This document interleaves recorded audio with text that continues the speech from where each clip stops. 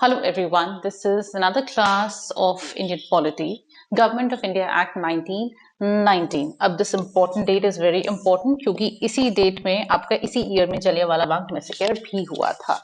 Now let's talk about what is this act about. 20 अगस्त 1917 को introduce किया गया था रिस्पॉन्सिबल गवर्नमेंट इन इंडिया, जिसे हम अगस्त डिक्लेरेशन के नाम से भी जानते हैं. 1919 में ये एक्ट इनैक्ट हुआ था. इनैक्ट मतलब पास हो गया था और 1921 में इसे इम्प्लीमेंट किया था, मतलब लागू कर दिया गया था. इसे हम मॉन्टेग चेम्सफोर्ड रिफॉर्म भी कहते हैं. अब मॉन्टेग चेम्सफोर्ड इतना भारी नाम क्यों? क्योंकि मॉन्टेग जो था, एडविन मॉन्टेग इसका पूरा नाम था, ये उस time secretary of state for India था इन ब्रिटिश पार्लियामेंट में. And Chelmsford was the vice Roy of India. तो उन दोनों के टाइम आया था, इसलिए नाम मिक्स करके मॉन्टेग चेम्सफोर्ड रिफॉर्म बना दिया गया इसे. सेंट्रल का जो कंट्रोल था वो प्रोविंसेस पे रिलैक्स कर दिया, मतलब कम कर दिया. एक तो हो गया सेंट्रल, ठीक है, इसके नीचे अलग अलग प्रोविंसेस हैं, ये सबको कंट्रोल कर रहा था. अब इसका जो कंट्रोल है ये थोड़ा रिलैक्स कर दिया. कैसे किया, किस तरीके से किया? Let's talk about that. By demarcating and separating central and provincial subjects. अब जब भी हम बात करते हैं सेंट्रल या प्रोविंशियल सब्जेक्ट्स की, सब्जेक्ट्स इन टर्म्स ऑफ चीजें जिसमें पावर बनती हैं, जैसे हेल्थ हो गया आपका, या फिर एजुकेशन हो गया, या फिर आपका एग्रीकल्चर हो गया, ठीक है, ये सारे हमारे सब्जेक्ट्स हो जाते हैं. करेक्ट. डिमार्केटिंग मतलब अलग से लाइन बना दी कि तुम्हारा इस तरफ, तुम इस पे काम कर सकते हो, तुम उस पे काम कर सकते हो. So by demarcating and separating central and provincial subjects, कि सेंटर के पास क्या क्या पावर होनी चाहिए, सेंटर किस चीज से पावर में रहेगा, प्रोविंसेस के पास क्या क्या रहेगा. अगर हम आज के टाइम में भी बात करते तो सेंटर के पास डिफेंस पावर रहती है कि इंडिया की द स्ट्रॉन्गनेस, द स्ट्रेंथ, ठीक है. उसी तरीके से प्रोविंसेस के पास कौन सी पावर रहती है, उनके खुद का एग्रीकल्चर कैसा चल रहा है according to the climate and their soil, ठीक है, वेजिटेशन वगैरह. प्लस लोग कैसे हैं, वहां की सेटलमेंट कैसी है, सेटलमेंट के साथ साथ वहां का कल्चर कैसा है. ओके तो इन सब के ऊपर लेजिस्लेटिव रूल्स बनाना. लेजिस्लेचर का मतलब ही होता है टू मेक रूल्स. दूसरा, सेंट्रल एंड प्रोविंशियल गवर्नमेंट वो लॉ बनाएगी, टू मेक लॉज. तो ये लेगिस्लेट करेगी. टू मेक लॉ की जगह मैं लेगिस्लेट भी वर्ड यूज कर सकती हूँ. कंप्लीट स्ट्रक्चर वो सेंट्रलाइज एंड यूनिटरी, मतलब ये पूरा स्ट्रक्चर सेंट्रलाइज कर यूनिटरी. यूनिटरी मतलब एक ही हेड रखा गया. अगर मुझे सेंटर ने रूल बनाना है तो वो एक है, और अगर प्रोविंस है तो उन प्रोविंस के अपना एक एक सेंटर होगा यूनिटरी फॉर्म में, ठीक है ना. Separate preamble. इस एक्ट ने ये कहा कि इंडिया कुछ भी करे, कैसे भी हम यहाँ पे गवर्नमेंट बनाए, लेकिन वो हमेशा एक इंटीग्रल पार्ट रहेगा ब्रिटिश एम्पायर का, मतलब एक इंपॉर्टेंट और उसी का हाथ रहेगा, ठीक है. British parliament will decide the goal of responsible government when and how. वो मान अपने डिसाइड करे कि भाई हमें कब जो की गवर्नमेंट है कब स्टार्ट करनी है, कब नहीं करनी है, कब स्टॉप करनी है, वो सब उनके हाथ में रहेगा. पार्शली रिस्पॉन्सिबल इन प्रोविंसेस. पार्शली मतलब थोड़ा सा रिस्पॉन्सिबल होगी, ज्यादा नहीं, थोड़ा सा. अगर किसी ने किसी को मार दिया है तो बस वो थोड़ा सा रिस्पॉन्सिबल रहेगी, हाँ हमने बोला था लेकिन हमने ये नहीं कहा था कि मार देना, ठीक है. No changes in the character of central government. Central government जैसी है वैसी ही रहेगी, उसमें बहुत कम चेंजेस होंगे या कोई भी चेंज नहीं होगा. Decentralisation of authority with loosening the supreme hold of the central government. मतलब सेंट्रल गवर्नमेंट है, ठीक है, इससे थोड़ी सी पावर लेकर हमने अलग अलग प्रोविंसेस के हेड बना दिए, ठीक है. अब ये जो इससे थोड़ी सी पावर लेकर हमने इसको इसको थोड़ी थोड़ी पावर्स दे दिए, इसे कहते हैं हम डिसेंट्रलाइजेशन, ठीक है. Now, this act kept income tax a source of revenue of central government. अब central government जो होती है उसका source of revenue हमेशा ही income tax रहता है. किसी भी country का source of revenue tax ही होता है, चाहे वो import हो, export हो, service tax हो, कोई भी tax हो, वो उसका income होता है. उस income tax को maintain करने के लिए, calculate करने के लिए, कहाँ से cut करना है, कहाँ से किसको charge करना है, उसके लिए public service commission बनाई गई इंडिया में. अब ये सब तो आ गया, पैसा आ गया. अब पैसा कैसे डिस्ट्रीब्यूट हो रहा है, कैसे नहीं हो रहा है, उसके लिए एक सेंट्रल लेजिस्लेटिव सिस्टम बनाया गया. सेंट्रल लेजिस्लेटिव बाइकेमरल बनाया गया. बाई का मतलब होता है दो, तो दो हाउसेस बनाए गए, ठीक है. लोअर हाउस जो था उसे लेजिस्लेटिव असेंबली बोलते थे, जिसमें उस टाइम 145 मेंबर्स थे. 3 साल का टर्म होता था, 3 साल काम करता था ये. और ये जो मॉडल है इसी से कॉपी कर हमने लोकसभा का आज का मॉडल बनाया. उसी तरीके से जो अपर हाउस है उसे काउंसिल ऑफ स्टेट्स कहते थे, जिसमें 60 मेंबर्स थे, 5 साल का टेन्योर था इसका, ये टर्म था, और आज की डेट में इस मॉडल को हम राज्यसभा भी कहते हैं। डार्ची डुअल गवर्नमेंट। अब समझिए डार्ची का क्या मतलब होता है। डार्ची इज अ रिस्पॉन्सिबल गवर्नमेंट, ठीक है। सॉरी, डार्ची जो होता है उसे हम कहते हैं डुअल गवर्नमेंट, रिस्पॉन्सिबल भी है बट डुअल गवर्नमेंट भी है, तो दो लेवल पे पावर बटी हुई है। अब डार्ची, जब हम प्रोविंशियल गवर्नमेंट की बात कर रहे हैं, सिर्फ प्रोविंशियल की, तो इन्होंने क्या किया, दो लिस्ट बनाई, एक बनाई प्रोविंशियल सॉरी ट्रांसफर लिस्ट, और एक रिजर्व लिस्ट बनाई। अब दोनों लिस्ट में डिफरेंस क्या था। Transfer list was regarding your money and reserve list was your without money, ठीक है।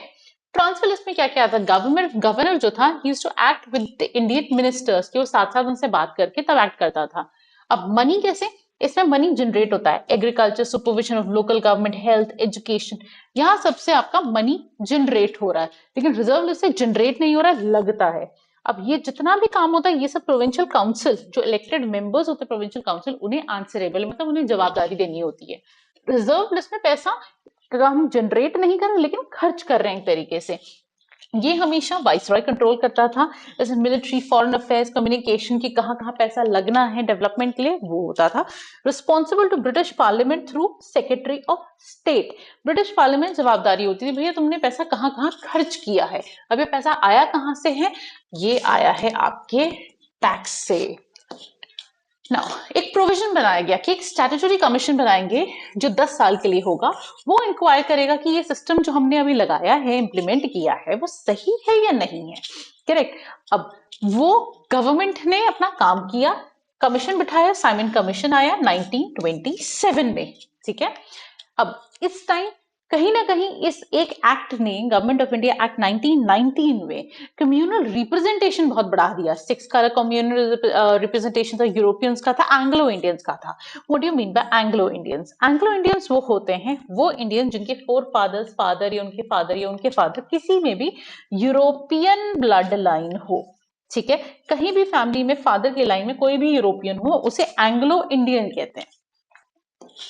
Now franchise, right to vote. अब हमने हमेशा से पढ़ा है यूनिवर्सल एडल्ट फ्रेंचाइज, ठीक है। इसका मतलब है 18 साल के ऊपर का जो भी इंसान है वो वोट कर सकता है।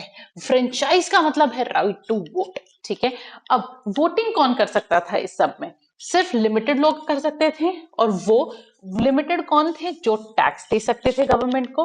अब टैक्स कहां से आता था? प्रॉपर्टी से आता था, इनकम से आता था, लैंड रेवेन्यू से आता था, और ये 3,000 रुपए तक था पर ईयर ना।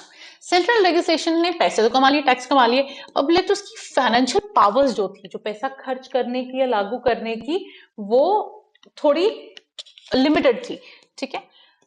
अब लिमिटेड कैसे थी? इन्होंने हर साल बजट बनाया, बजट में वोटेबल इनकम थी और नॉन वोटेबल। वोटेबल मतलब इसमें वोट करके हम डिसाइड कर सकते हैं, और इसमें वोट करके हम डिसाइड नहीं कर सकते, ये तो खर्चा है ही है।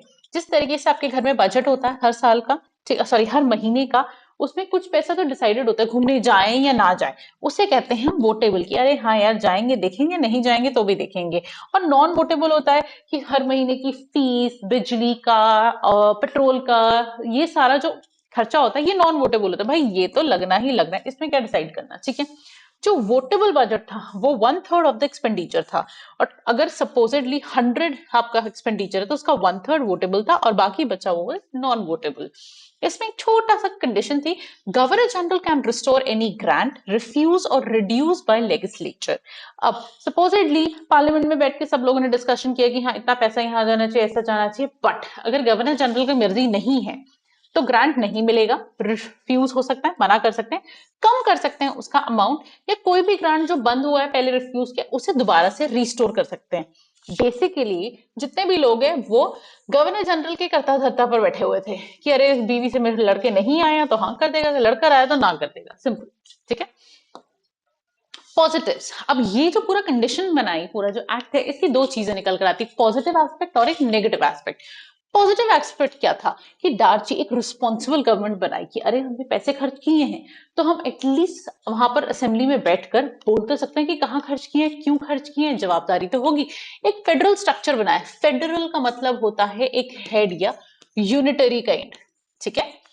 Now increase participation of Indians in administration, Indians को नौकरी देने लगे कि भाई चलो तुम काम करो, ठीक है, अपने हिसाब से बताओ कैसे कैसे काम होना है, हम तुम्हें समझाएंगे, तुम्हारे क्वालिफिकेशन के हिसाब से तुम्हें जॉब देंगे। फर्स्ट टाइम अवेयरनेस लोगों को दी गई, अवेयरनेस बताया गया कि किस तरीके से इलेक्शन होता है, कैसे कैसे वोट देते हैं। और यही टाइम था जब पहली बार इंडिया में विमेन ने भी वोट दिया था, राइट टू वोट एक्सरसाइज किया था। अब राइट टू वोट को क्या कहते हैं? फ्रेंचाइज कहते हैं। Nice. Now, the negative aspect of this act, extended communal representation, कहीं ना कहीं लोगों को कम्युनिटी में बांट दिया ज्यादा, ठीक है, कि अरे सिख अलग हो गए, यूरोपियन अलग हो गए, एंग्लो इंडियन अलग हो गए, गुजराती अलग हो गए, मराठी अलग हो गए, वो कम्युनल रिप्रेजेंटेशन को ज्यादा ही बढ़ा दी थी। फ्रेंचाइज लिमिट कर दी कि भाई वोट तो दे सकते हैं लेकिन हर कोई नहीं दे सकता, हर कॉमन मैन नहीं दे सकता। हमारी कंट्री में यूनिवर्सल एडल्ट फ्रेंचाइज है, मतलब 18 साल का ऊपर का इंसान वोट कर सकता है। इसमें फ्रेंचाइज लिमिट थी, जो पैसे दे सकते हैं, टैक्स दे सकते हैं, सिर्फ वो ही वोट देंगे। Governor general and governor power to undermine legislature at centre and provinces. अब ये गवर्नर जनरल, गवर्नर की पावर ही तो थी कि हाँ मेरी मर्जी में ग्रांट को सैंक्शन करूंगा या नहीं करूंगा। तो एक तरीके से जो लोग सेंटर और प्रोविंसेस में जो लोग काम कर रहे हैं, डिस्कशन कर रहे हैं, लॉ बना रहे हैं, उन लोग का जो डिसीजन होता था मिलजुल कर, जो एक कंसाइज डिसीजन होता था, उसे अंडरमाइन कर सकते, मतलब उसे बंद कर सकते थे, चेंज कर सकते थे, कम कर सकते थे, उनके हाथ में पूरी पावर थी। Allocation of seats for central legislature not based on population. आज की डेट में जो भी स्टेट है हमारी, अगर पार्लियामेंट में उसकी सीट्स की बात करें तो पॉपुलेशन बेस्ड है, कि जिस स्टेट में ज्यादा पॉपुलेशन वहां के रिप्रेजेंटेटिव ज्यादा होंगे। लेकिन उस टाइम ब्रिटिशर्स ने उन लोगों को सीट ज्यादा दी थी जो उनकी नजरों में इंपॉर्टेंट थे, कि हाँ भाई इस प्रोविंस में पैसे ज्यादा आते हैं यहाँ से, तो इसे ज्यादा सीट दी जाए, इसके बोलने की वैल्यू ज्यादा हो, ठीक है। This was government of India act 1919। अगर आपको समझ आया तो do share the video. Thank you so much for watching. Do subscribe, like and please do give your feedback in comments. Thank you.